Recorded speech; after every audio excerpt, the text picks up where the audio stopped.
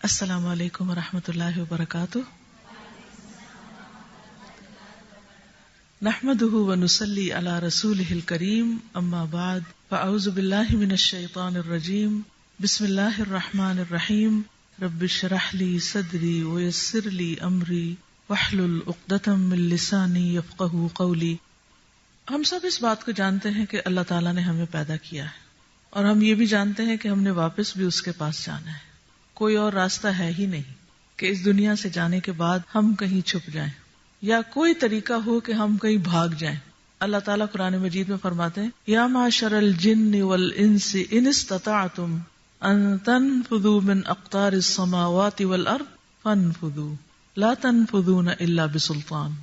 اے جنوں اور انسانوں کے گروہ، اگر تم میں استطاعت ہے، اگر تم میں طاقت ہے کہ تم زمین و آسمان کے کناروں سے کہیں بھاگ نکلو تو بھاگ دکھاؤ. تم بھاگ نہیں سکتے مگر اس کے لیے بڑا زور چاہیے. جس زمین پر ہم رہتے ہیں وہ بھی اللہ کی ہے، جو چھت ہمارے اوپر ہے آسمان کی وہ بھی اللہ کی ہے. پیدا بھی اس نے کیا ہے، موت بھی اسی کے ہاتھ میں، رزق بھی اسی کے ہاتھ میں. مرنے کے بعد اس نے پھر اٹھا بھی دینا ہے، جیسے سوئے ہوئے انسان کو صبح کے وقت اٹھا دیا جاتا ہے نیند پوری ہونے کے بعد. تو ہمیں ایک نہ ایک دن اس کے سامنے کھڑے ضرور ہونا ہے، اور اس وقت اس نے کچھ سوال کرنے ہیں، ہم سے کچھ پوچھنا ہے. وہ سوال کیا ہوں گے کہ عمر کن کاموں میں گزاری، زندگی کو کہاں لگایا، جوانی کس کام میں گزری، جو علم حاصل کیا اس پر عمل کتنا کیا، اور مال کہاں سے کمایا، کہاں خرچ کیا. جب تک انسان ان سوالوں کے جواب نہیں دے گا وہاں سے ہل نہ سکے گا. اور یہ ایک یقینی بات ہے جس کی خبر ہمیں سب سے سچے انسان نے دی ہے، جس کی بات میں کوئی جھوٹ نہ تھا، حقیقت پر مبنی، ہر شک سے خالی. اور یہ ہونا ہی ہونا ہے. الی ربک یومئذ المساق. اس دن رب کے سامنے جا کھڑے ہونا ہے. وہ دن جس میں اول و آخر سارے کے سارے انسان ہوں گے. جب ہم وہاں کھڑے ہوں گے تو ہم بالکل تنہا ہوں گے. کوئی دوسرا ہمیں پہچانتا نہ ہوگا، کوئی دوسرا ہماری طرف دیکھے گا بھی نہیں. ماں اپنے بیٹے کو نہیں پہچانے گی، بیٹا ماں کو بھول جائے گا، شوہر بیوی سے جدا ہو جائیں گے. اسی طرح سارے رشتہ دار. یوم یفر المرء من اخیہ و امہ و ابیہ و صاحبتہ و بنیہ. دنیا میں جب کوئی تکلیف ہوتی ہے، پریشانی کا وقت ہوتا ہے تو انسان انہی رشتوں کی طرف لوٹتا ہے. لیکن اس دن یہ سارے رشتے اجنبی ہو جائیں گے، کوئی کسی کے کام نہ آئے گا. یوم لا ينفع مال ولا بنون الا من اتى الله بقلب سلیم. جس دن مال اور بیٹے کام نہ آئیں گے، ڈھیروں مال بھی کچھ بھی فائدہ نہیں دے گا. اس دن سکے کا کوئی وزن ہی نہیں ہوگا، کرنسی کی کوئی ویلیو ہی نہیں ہوگی. سونا چاندی کے پہاڑ بھی ہوں تو انسان ان کی طرف دیکھے گا نہیں، کیونکہ ان کی کوئی قیمت نہیں ہوگی. زمین بھر بھی سونا اگر کسی کو مل جائے اور وہ فدیے میں دینا چاہے تو وہ چھوٹ نہیں سکے گا. وہاں صرف اور صرف یہ دیکھا جائے گا کہ انسان کیسا دل لے کر آیا، اس کے عمل کیسے ہیں. الا من اتی اللہ بقلب سلیم. اس وقت انسان سے جو دیکھا جائے گا اس کے اعمال ہوں گے. جو لوگ ایمان لائے اور انہوں نے اچھے کام کیے، طوبی لہم وحسن مآب. ان کے لیے خوشخبریاں ہیں، اچھا ٹھکانہ ہے. جنات عدن التی یدخلونہا ومن صلح من آبائہم وازواجہم وذریاتہم. ہمیشہ کی جنتوں میں وہ داخل ہوں گے، وہ بھی، ان کے والدین بھی، اور ان کے شوہر یا بیوی، ان کی اولادیں بھی، وہ سب خوش رہیں گے.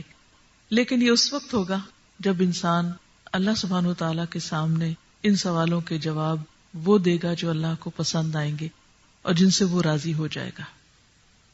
اس لیے ہم سب کو اپنی خاطر سوچنا ہے، کسی پر احسان کرنے کے لیے نہیں، کہ کیا ہم ان سوالوں کے جواب کے لیے تیار ہیں. ہماری زندگی کے ایک ایک دن کی طرف ہم سب کو غور کرنے کی ضرورت ہے کہ ہمارا دن کیسے گزرتا ہے، صبح سے شام میں ہم کیا کرتے ہیں.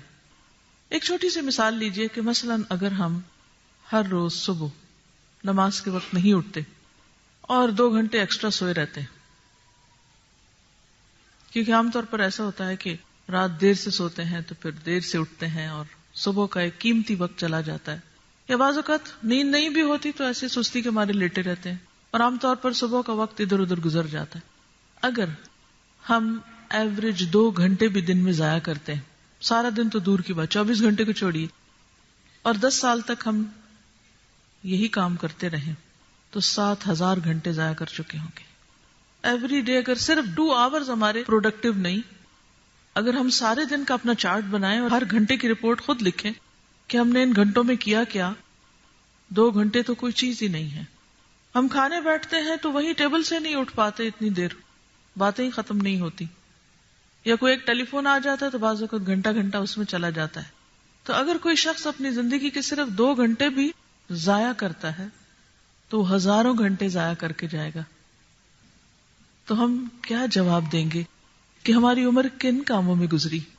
اور پھر خصوصی طور پر جوانی کا وقت، کیونکہ بہت سے لوگ بڑھاپے کے انتظار میں رہتے ہیں کہ جب بوڑھے ہو جائیں گے ہمارے سارے کام ختم ہو جائیں گے، پھر ہم اللہ کی طرف لو لگائیں گے، پھر ہم حج کر کے پچھلے سارے گناہ معاف کروائیں گے، اور پھر وہ وقت ہے کہ بس پھر آخرت کی تیاری کریں.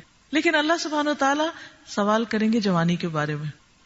جب بھی کوئی کام کرنا ہوتا ہے تو ہم کہتے ہیں ابھی تو ہم جوان ہیں، ابھی تو پہننے کے دن ہے، ابھی تو کھانے کے دن ہے، ابھی تو دنیا گھومنے کے دن ہے، ابھی تو انجوائے کرنے کے دن ہے. اور اگر والدین ہوتے ہوئے بچوں سے کہیں تو وہ کہتے ہیں جی آپ نے بھی تو اپنی جوانی میں یہی کیا تھا. تو جوانی دیوانی کے نام سے اور مختلف قسم کے فلسفے گھڑ کر ہم اپنے اس پرائم ٹائم کو صرف دنیا کی نظر کر دیتے ہیں اور آخرت کا اس میں کوئی حصہ نہیں ہوتا. تو اللہ سبحانہ و تعالیٰ جوانی کے بارے میں پوچھیں گے کہ وہ کس کام میں لگائی. آج ہم اگر اس جوانی کی حد سے خود گزر چکے ہیں تو ہمیں اپنے بچوں کے بارے میں سوچنا چاہیے کہ ان کی زندگی میں کتنا حصہ ہے جو اللہ کی رضا کے کاموں کا ہے اور کتنا جو صرف اور صرف دنیا کے لیے. اب صرف اور صرف دنیا میں میکسیمم ہماری کوشش ہوتی ہے کہ اچھی ڈگری ہو، ایسی ڈگری ہو جس کے بعد بہت اچھی جاب ہو اور اس جاب سے بہت کچھ حاصل ہو. دنیا ٹھیک ہے، وہ ڈگری بھی ہو گئی، جاب بھی ہو گئی، گھر بھی ہو گیا، وہ سارا مال و متاع اکٹھا بھی کر لیا، تو پھر اس پر کوشچن ہو جائے گا کہ یہ سب کچھ کہاں سے کمایا. کیونکہ جب اچھی جاب کی ہمیں تلاش ہوتی ہے تو ہم یہ نہیں دیکھتے کہ حلال ہے یا حرام ہے، ہم صرف یہ دیکھتے ہیں کہ اس میں سٹیٹس کیا ہے، اس میں ملے گا کیا، سورس آف انکم کیا ہے. ہم میں سے اکثر لوگ اس کے بارے میں کوئی فکر نہیں رکھتے، جبکہ وہاں یہ سوال ہوگا کہ مال آیا کہاں سے تھا. اور پھر آ گیا، اب ہم سمجھتے ہیں ہمارا مال ہے، ہم جہاں چاہیں لگائیں. پھر سوال ہوگا کہ کہاں لگایا، خرچ کہاں کیا تھا. اور پھر سوال ہوگا کہ جو علم حاصل کیا اس پر عمل کتنا کیا. اب ہم کہیں گے جی ہم نے تو حاصل ہی نہیں کیا. طلب العلم فریضۃ، علم کا حاصل کرنا تو فریضہ ہے علی کل مسلم، ہر مسلمان پر. تو جو چیز ہم پر ہے ہی فرض اور ہم اس میں کوتاہی کریں اور یہ سوچ کر کہ نہ سیکھیں تو نہ پوچھ ہوگی، تو اس سے تو جان نہیں چھوٹے گی.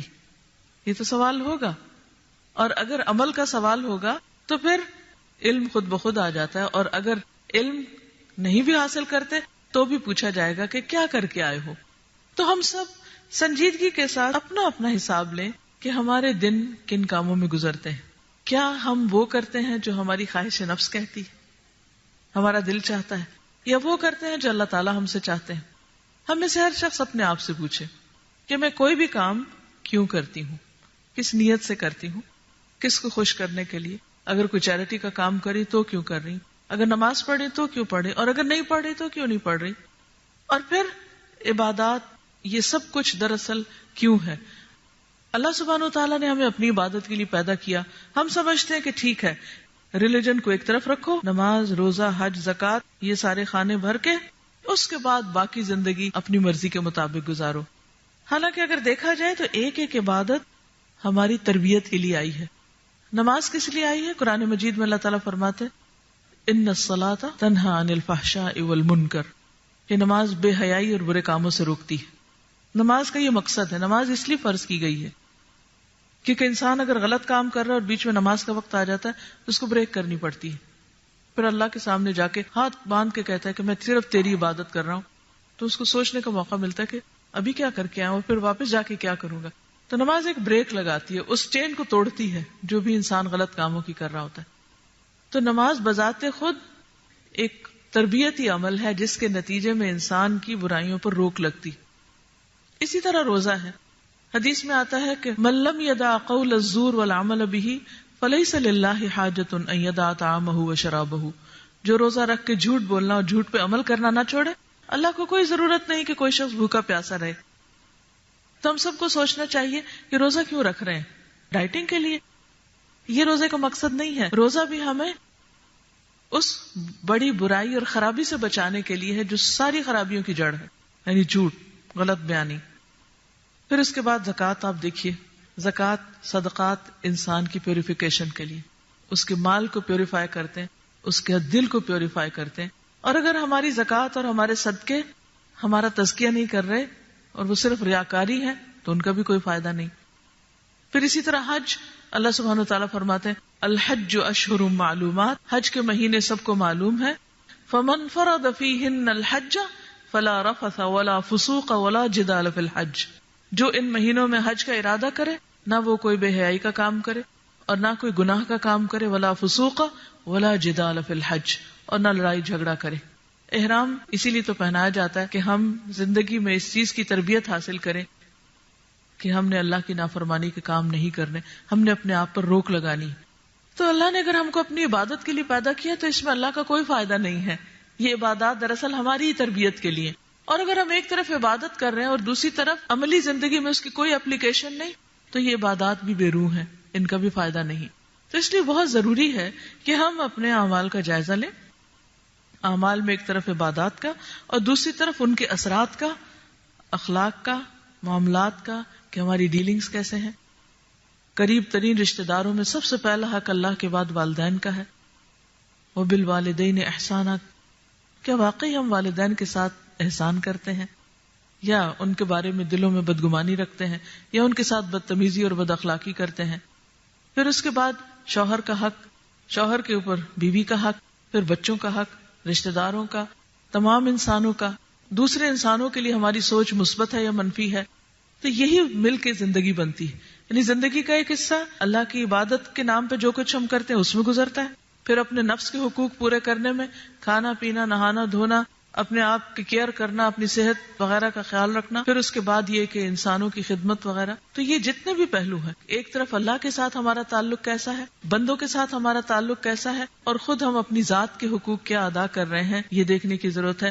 اگر یہ تین چیزیں ٹھیک ہو جاتی ہیں تو سمجھے کہ انشاءاللہ ہماری تیاری ہو رہی ہے کہ ہم آخرت میں جب اللہ سبحانہ وتعالیٰ کے سامنے جا کر کھڑے ہوں تو ہم واقعی کہیں کہ اللہ ہم نے اپنی زندگی کا ہر دن تیری رضا میں گزارا اور جیسا تو نے چاہا ویسا گزارا. لیکن یہ کہاں سے ہم میک شور کریں کہ واقعی ہمارے دن اللہ کی مرضی کے مطابق گزر رہے ہیں؟ اس کے لیے ضروری ہے کہ ہم سب اس کتاب کو دیکھیں جو اللہ تعالیٰ نے ہمارے لیے بھیجی ہے، اور کچھ بھی کریں زندگی کا ایک حصہ اس کتاب کو پڑھنے کے لیے، اس کو سیکھنے کے لیے، اس کو سمجھنے کے لیے، اس کو دیکھنے کے لیے کہ اس کے مطابق زندگی بسر کر رہے ہیں یا نہیں، یہ لازم کر لیں. اور یہ کچھ مشکل نہیں، صرف وقت مقرر کرنے کی ضرورت ہے، صرف ایک پلان بنانے کی ضرورت ہے کہ آیا کوئی کلاس جوائن کرنی ہے یا خود پڑھنا ہے، کیا کرنا ہے. قرآن ایک آئینے کی طرح ہے. جس طرح ہر روز ہم آئینہ کم از کم ایک بار دیکھتے ہیں نا، کیوں دیکھتے ہیں؟ کہ ہم کیسے لگ رہے ہیں. اور اگر چھوٹی موٹی بھی کوئی چیز ہو تو ہم فکر مند ہو جاتے ہیں اور فوراً اس کو ہٹانے کی کوشش کرتے ہیں. اسی طرح قرآن آئینہ ہے دل کے لیے کہ ہمارا دل کیسا ہے، ہمارے اعمال کیسے ہیں، کیا ہم وہ سب کر رہے ہیں جو اللہ تعالیٰ ہم سے چاہتا ہے. اس آئینے کے بغیر ہمیں اپنی ٹرو پکچر نظر نہیں آ سکتی کہ ہم اسٹریٹ پاتھ پر ہیں بھی یا نہیں. تو اس لیے بہت ضروری ہے کہ اگر ہم یہ جاننا چاہیں کہ جو کچھ ہم کر رہے ہیں وہ اللہ کی مرضی کے مطابق ہے یا نہیں، تو اس کے لیے لازم ہے کہ ساری زندگی کے لیے قرآن کو تھام لیں اور اس کے ساتھ ایک مضبوط تعلق قائم کریں. یہی حضور صلی اللہ علیہ وسلم کی وصیت تھی. حجۃ الوداع کے موقع پر آپ نے فرمایا کہ میں تم میں دو چیزیں چھوڑ کر جا رہا ہوں، ان کو مضبوطی سے پکڑے رکھو گے تو گمراہ نہیں ہوگے، اور وہ قرآن اور سنت ہے. ہم سب دیکھیں کہ کیا آپ نے ہمیں جو دیا وہ ہم نے مضبوطی سے پکڑ لیا. اگر ابھی تک نہیں پکڑا اور ابھی تک ہم زندہ ہیں، ہمارے پاس وقت ہے، تو لازم ہے کہ ہم فوری طور پر اس کو پکڑ لیں، اور جب ہم دنیا سے جائیں تو یہ ہمارے ساتھ ہو. کیونکہ قرآن شفاعت کرے گا، سفارش کرے گا، قبر میں روشنی ہے، قیامت کے دن اٹھیں گے تو ساتھ ہوگا. اگر آج ہم اس کے ساتھ وفا کریں گے تو کل یہ ہمارے ساتھ وفا کرے گا. اس لیے اس خوبصورت شام میں یہی پیغام ہے سب کے لیے کہ ہم سب اپنے رب کو راضی کرنے کے لیے اس کی کتاب کے مطابق زندگی بسر کریں. اللہ تعالیٰ ہمیں اس کی توفیق دے. اپنے بعد ہمیں سب سے زیادہ فکر اپنی اولاد کی ہوتی ہے. اولاد کی اچھی تربیت بھی جب ہی ہو سکتی ہے جب ہم ان کے لیے اچھے رول ماڈل ہوں، اور اگر ہم عمل سے وہ چیز نہیں دکھا رہے تو وہ ہماری باتوں سے متاثر نہیں ہو سکتے. تو ہمارا عمل بدلنا ان کی زندگی بدلنے کا ذریعہ ہوگا. اس لیے ایک طرف ہم ان کے لیے ایک اچھا رول ماڈل ہو، دوسری طرف ان کے لیے دعائیں کریں.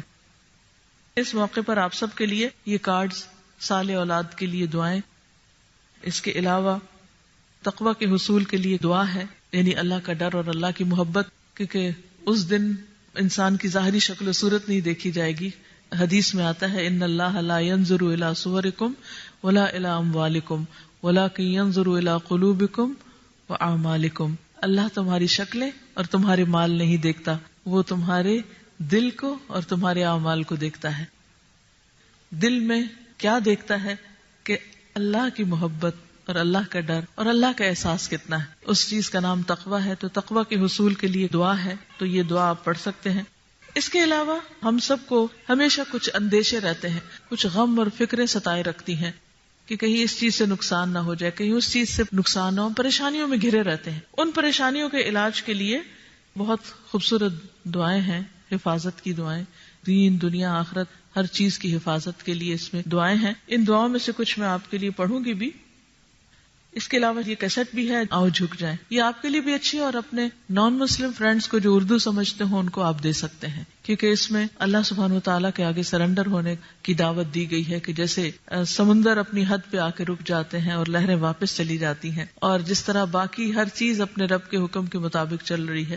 ستارے سیارے اتنی تیز رفتاری سے گھوم رہے ہیں مگر کوئی کسی سے ٹکراتا نہیں ہے، اللہ کے حکم کے پابند ہیں. تو آئے ہم بھی جھک جاتے ہیں اور اللہ کی اطاعت کرتے ہیں، تاکہ جس طرح وہ پرسکون ہے اسی طرح ہماری زندگی بھی پرسکون ہو، دنیا کی بھی اور آخرت کی بھی. تو یہ ایک بہترین تحفہ ہے. مجھے امید ہے کہ آپ ان چیزوں کو استعمال کریں گے اور دوسروں کے ساتھ بھی شیئر کریں گے. جو حفاظت کی دعائیں ہیں، میں ایک دو دعائیں آپ کے ساتھ پڑھتی ہوں اور ان دعاؤں کے ساتھ ہی اس محفل کا اختتام کروں گی. اعوذ باللہ من الشیطان الرجیم. بسم اللہ الرحمن الرحیم. الحمد للہ رب العالمین الرحمن الرحیم مالک یوم الدین. ایاک نعبد و ایاک نستعین. اہدنا الصراط المستقیم صراط الذین انعمت علیہم غیر المغضوب علیہم ولا الضالین آمین. بسم اللہ الرحمن الرحیم. قل اعوذ برب الفلق من شر ما خلق ومن شر غاسق اذا وقب ومن شر النفاثات في العقد ومن شر حاسد اذا حسد. کہہ دیجئے میں صبح کے رب کی پناہ چاہتا ہوں ہر اس چیز کے شر سے جو اس نے پیدا کی، اور اندھیری رات کی تاریکی کے شر سے جب وہ پھیل جائے، اور گرہوں میں پھونکنے والیوں کے شر سے یعنی جادو کے شر سے، اور حسد کرنے والے کے شر سے جب وہ حسد کرے. قل اعوذ برب الناس ملک الناس الہ الناس من شر الوسواس الخناس الذی یوسوس فی صدور الناس من الجنۃ والناس. کہہ دیجئے میں لوگوں کے رب کی پناہ چاہتا ہوں، لوگوں کے مالک کی، لوگوں کے معبود کی، وسوسہ ڈالنے والے، بار بار پلٹ کر آنے والے کے شر سے یعنی شیطان کے شر سے جو ہمارے دلوں میں وسوسے ڈالتا ہے، جس کی وجہ سے ہم اللہ کے خلاف بدگمانی کرتے ہیں، بندوں کے خلاف برے برے باتیں سوچتے ہیں اور مایوسی کا شکار ہوتے ہیں. یہ دراصل سب شیطان کے شر کی وجہ سے ہوتا ہے. اس لیے اللہ سبحانہ و تعالیٰ کی صفات کی پناہ لیتے ہوئے ہم اس شیطان مردود جو سب سے بڑا دشمن ہے ہمارا، اس سے بچنے کے لیے اپنے آپ کو اللہ کے حوالے کرتے ہیں. بار بار پلٹ کر آنے والے کے شر سے جو لوگوں کے سینوں میں وسوسہ ڈالتا ہے، جنوں اور انسانوں میں سے. اعوذ بکلمات اللہ التامات من شر ما خلق. میں پناہ مانگتا ہوں اللہ کے تمام کلمات کے ساتھ ہر اس چیز کے شر سے جو اس نے پیدا کی ہے. اگر کوئی شخص 3 مرتبہ یہ کلمات شام کے وقت پڑھ لیتا ہے تو پوری رات ہر طرح کی بلاؤں سے محفوظ رہتا ہے. اسی طرح اگر یہ ڈر ہے کہ کوئی شخص دشمنی کر رہا ہے تو دشمن کے شر سے حفاظت کے لیے بھی دعائیں ہیں. اللہم اکفنیہم بما شئت. اے اللہ مجھے اس دشمن کے مقابلے میں کافی ہو جا جس چیز کے ساتھ بھی تو چاہے، یعنی تیری ہی مدد چاہیے. پھر اسی طرح دشمن کے شر سے بچنے کے لیے اور دعائیں بھی ہیں جن کو آپ پڑھ سکتے ہیں. ایک بہت ہی اچھی دعا جو ہم سب اس وقت مانگیں گے، اللہم انی اعوذ بک من جہد البلاء ودرک الشقاء وسوء القضاء وشماتۃ الاعداء. اے اللہ بے شک میں تیری پناہ مانگتا ہوں بلا کی مشقت سے، بدبختی کے پا لینے، بری تقدیر اور دشمنوں کے خوش ہونے سے. یا اللہ ہمیں ایسے تمام مصیبتوں سے بچا کہ جس کی وجہ سے ہمارے دشمنوں کو خوش ہونے کا موقع ملے. اللہم انی اعوذ بک من یوم السوء ومن لیلۃ السوء ومن ساعۃ السوء ومن صاحب السوء ومن جار السوء فی دار المقامہ. اے اللہ، بے شک میں تیری پناہ مانگتا ہوں برے دن سے، بری رات سے، بری گھڑی سے، برے دوست سے، اور رہنے کی جگہ میں برے ہمسائے سے. اللہم انی اعوذ بک من جار السوء ومن زوج تشیبنی قبل المشیب ومن ولد یکون علی ربا ومن مال یکون علی عذابا ومن خلیل ماکر عینہ ترانی وقلبہ یرعانی ان رأى حسنة دفنها وان رأى سیئة اذاعها. اے اللہ، میں آپ کی پناہ چاہتا ہوں برے ہمسائے سے، ایسے جیون ساتھی سے جو بڑھاپے سے پہلے ہی مجھے بوڑھا کر دے، ایسی اولاد کے شر سے جو میرے لیے وبال ہو، ایسے مال کے شر سے جو میرے اوپر عذاب کا سبب بنے، ایسے مکار دوست سے جس کی آنکھیں اور دل میری نگرانی کرتے ہوں. اگر مجھ میں کوئی خوبی دیکھے تو اس کو اپنے تک رکھے، اور اگر میری کوئی خامی دیکھے تو اس کا چرچا کرے. اللہم انی اعوذ بک من التردی والہدم والغرق والحرق واعوذ بک ان یتخبطنی الشیطان عند الموت واعوذ بک ان اموت فی سبیلک مدبرا واعوذ بک ان اموت لدیغا. اے اللہ، بے شک میں گر کر مرنے، دب کے مرنے، ڈوب کے مرنے، جل کے مرنے سے تیری پناہ چاہتا ہوں. یہی تو ہمیں ڈر لگتے ہیں کہ کہیں اس طرح موت نہ آئے. تو اگر ہر روز آپ یہ دعائیں مانگے کہ تو انشاءاللہ اللہ تعالیٰ بری موت سے بچائے گا. میں تیری پناہ مانگتا ہوں اس سے کہ موت کے وقت شیطان مجھے اچک لے، کہ اس کو گمراہ کرے. اس بات سے بھی ہمیں ڈرنا چاہیے کہ ساری زندگی اچھی گزرے اور ایسا نہ ہو کہ عین آخری وقت میں شیطان اللہ سے بدگمان کر دے. میں تیری پناہ مانگتا ہوں اس سے کہ تیرے راستے میں پیٹھ پھیرتے ہوئے مارا جاؤں، اور میں تیری پناہ مانگتا ہوں کہ میری موت زہریلے جانور کے ڈسنے سے واقع ہو، یعنی اللہ تعالیٰ ہمیں اس سے بھی محفوظ رکھے. اللہم انی اعوذ بک من العجز والکسل والجبن والبخل والحرم والقسوة والغفلة والعیلة والذلة والمسکنة واعوذ بک من الفقر والکفر والفسوق والشقاق والنفاق والسمعة والریاء واعوذ بک من الصمم والبکم والجنون والجذام والبرص والسیء الاسقام. اے اللہ، میں تیری پناہ مانگتا ہوں عاجزی سے، یعنی کہ ایسا عاجز ہو جاؤں کہ کام نہ کوئی کر سکوں، سستی سے، بزدلی سے، بخل سے، انتہائی بڑھاپے سے، دل کی سختی اور غفلت سے، مفلسی، ذلت اور ناداری سے، اور میں تیری پناہ مانگتا ہوں محتاجی اور کفر سے، نافرمانی، مخالفت اور نفاق سے، یعنی منافقت سے، بری شہرت اور دکھاوے سے، اور میں تیری پناہ مانگتا ہوں بہرے پن سے، گنگے پن سے، پاگل پن سے، کوڑھ، برس اور تمام بری بیماریوں سے. اللہ تعالیٰ تو ہمیں ان تمام آفات سے محفوظ رکھ. اللہ تو ہم سب پر اپنی رحمت نازل فرما، اور ہم سب کو ہر طرح کے شر، فتنوں اور مصیبتوں سے محفوظ رکھ، اور ہمارے دلوں میں اپنی محبت ڈال دے، اپنا قرب نصیب فرما، ہمیں قرآن کی محبت دے دے، اور دن رات قرآن کے ساتھ ایک مضبوط تعلق عطا فرما. قرآن ہی کو ہمارا دنیا میں بھی ساتھی بنا دے، قبر میں بھی ساتھی بنا دے، اور آخرت میں بھی ہمارے لیے سفارش کرنے والا بنا دے. اللہ ہمیں قیامت کے دن اہل قرآن میں سے اٹھانا، جو تیرے خاص بندے ہوں گے، جو تیرے محبوب بندے ہوں گے. یا اللہ تو ہمیں ان لوگوں میں شامل کر لے کہ جن کے درجات ہر آیت کے ساتھ بلند ہوں گے. اللہ تو ہمارے لیے ان خوشخبریوں کو سچ کر دینا، اور دنیا کے ہر بندے تک اس کتاب کو پہنچانے کی توفیق عطا فرما. یا اللہ جو کوئی بیمار ہے انہیں صحت دے، ہمارے والدین پر رحمت فرما، جو دنیا سے جا چکے ہیں، فوت ہو چکے ہیں، ان کی بخشش فرما، جو مالی پریشانیوں میں ان کی پریشانی دور فرما. یا اللہ تو مسلمانوں کے درمیان باہم محبت پیدا کر دے، اور ہماری کوتاہیوں سے درگزر کر دے، اور ہمیں بہترین اخلاق عطا فرما دے. ربنا تقبل منا انک انت السمیع العلیم وتب علینا انک انت التواب الرحیم. وصلی اللہ تعالی علی خیر خلقہ محمد وعلی آلہ واصحابہ واہل بیتہ اجمعین برحمتک یا ارحم الراحمین. الہی آمین. سبحانک اللہم وبحمدک نشہد ان لا الہ الا انت نستغفرک ونتوب الیک. السلام علیکم ورحمۃ اللہ وبرکاتہ.